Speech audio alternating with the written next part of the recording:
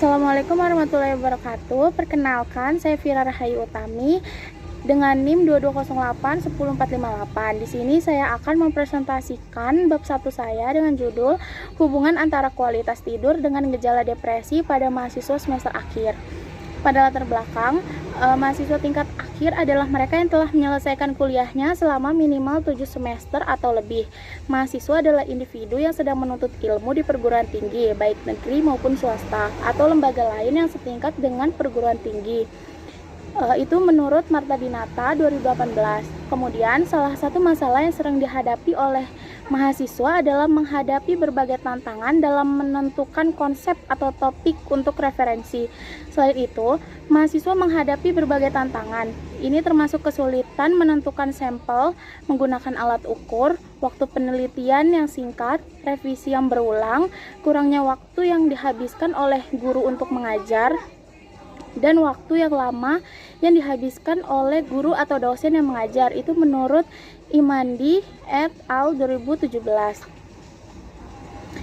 Kemudian definisi dan aspek gejala depresi. Depresi adalah gangguan mental yang paling umum. Depresi adalah gangguan yang ditandai terutama oleh penyakit emosional yang menyedihkan dan gelap, dan dikaitkan dengan gejala kognitif fisik dan interpersonal. Dengan gejala kognitif fisik dan interpersonal, faktanya depresi adalah gejala. Ini secara alami merupakan respon normal terhadap pengalaman hidup negatif, seperti hilangnya benda-benda berharga dan keluarga.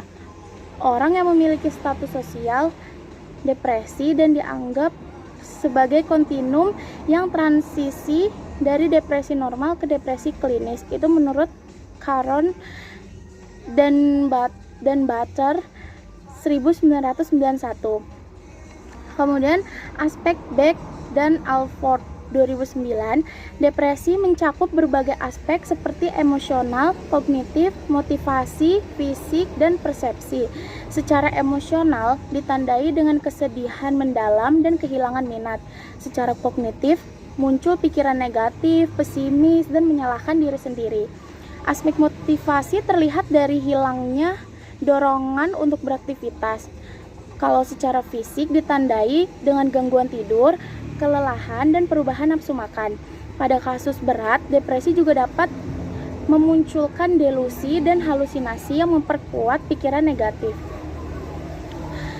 Kemudian Dasein, berdasarkan penelitian yang dilakukan oleh Alimuddin et al. 2022, ditemukan bahwa mahasiswa yang memiliki kualitas tidur yang buruk cenderung mengalami gejala depresi yang lebih tinggi dibandingkan dengan mereka yang memiliki kualitas tidur baik.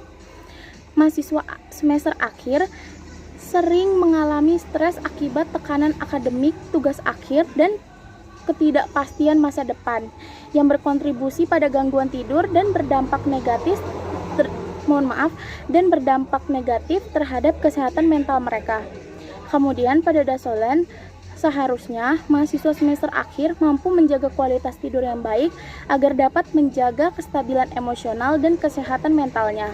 Diperlukan juga peran aktif dari institusi pendidikan dalam memberikan edukasi mengenai pentingnya tidur yang cukup dan sehat, serta menyediakan layanan konseling untuk membantu mahasiswa mengelola stres dan tekanan akademik secara adaptif.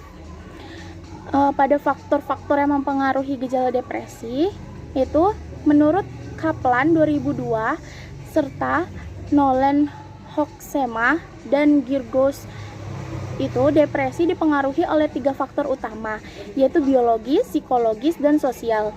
Faktor biologis itu mencakup ketidakseimbangan neurotransmitter di otak, gangguan hormon, dan kondisi mental seseorang.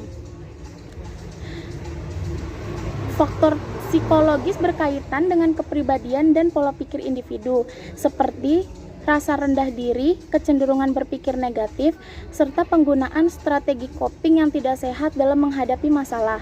Sementara itu, faktor sosial meliputi tekanan dari lingkungan, seperti stres akibat kehilangan orang terdekat, konflik interpersonal, pengalaman traumatis, serta kurangnya dukungan sosial. Ketiga faktor ini saling berkaitan dan dapat memperbesar resiko seseorang mengalami depresi jika tidak ditangani dengan tepat. Kemudian ada definisi aspek dan kualitas tidur. Menurut Hidayat 2005, kualitas tidur adalah ketika seseorang merasa puas dengan tidurnya sehingga mereka tidak mengalami hal-hal berikut, yaitu lesu, apatis, kehitaman di sekitar mata atau mata panda, kemudian ada bengkak di kelopak mata, konjungtiva merah, mata perih, perhatian terpecah-pecah, sakit kepala, dan sering mengantuk atau menguap. Kemudian ada aspek-aspek kualitas tidur menurut Nasori 2011, yaitu kualitas tidur dipengaruhi oleh 3 aspek utama, yaitu kenyamanan psikologis. Kenyamanan psikologis itu pikiran positif dan sikap optimis yang mendukung tidur nyenyak. Kemudian ada kondisi tidur yang rileks menjelang tidur, dengan menghindari aktivitas berat sebelum tidur, dan tidur yang tidak nyenyak tanpa gangguan, baik dari dalam tubuh maupun lingkungan sekitar. Kemudian selanjutnya ada dinamika hubungan kualitas tidur dan gejala depresi. Dalam penelitian ini yang dilakukan oleh Aryadi et al. 2018 mengenai hubungan antara kualitas tidur dan tingkat depresi, cemas, serta stres pada mahasiswa kedokteran, ditemukan adanya korelasi positif yang signifikan antara kualitas tidur yang buruk dengan meningkatnya gejala depresi. Hasil ini menunjukkan bahwa mahasiswa dengan kualitas tidur yang rendah lebih rentan mengalami gangguan psikologis termasuk depresi, kecemasan, dan stres, sehingga penting bagi institusi pendidikan untuk memperhatikan aspek kesehatan tidur mahasiswa. Selanjutnya ada rumusan masalah. Berdasarkan uraian latar belakang tersebut, masalah yang akan dikaji dalam penelitian ini adalah bagaimana kualitas tidur yang dialami oleh mahasiswa semester akhir, bagaimana gejala depresi yang muncul pada mahasiswa tersebut, serta apakah terdapat hubungan yang signifikan antara kualitas tidur dengan gejala depresi pada mahasiswa semester akhir. Selanjutnya ada tujuan masalah. Penelitian ini bertujuan untuk mengetahui hubungan antara kualitas tidur dengan gejala depresi pada mahasiswa semester akhir. Yang terakhir ada manfaat penelitian. Manfaat penelitian ini dibagi menjadi 2, yaitu manfaat yang pertama, manfaat teoritis.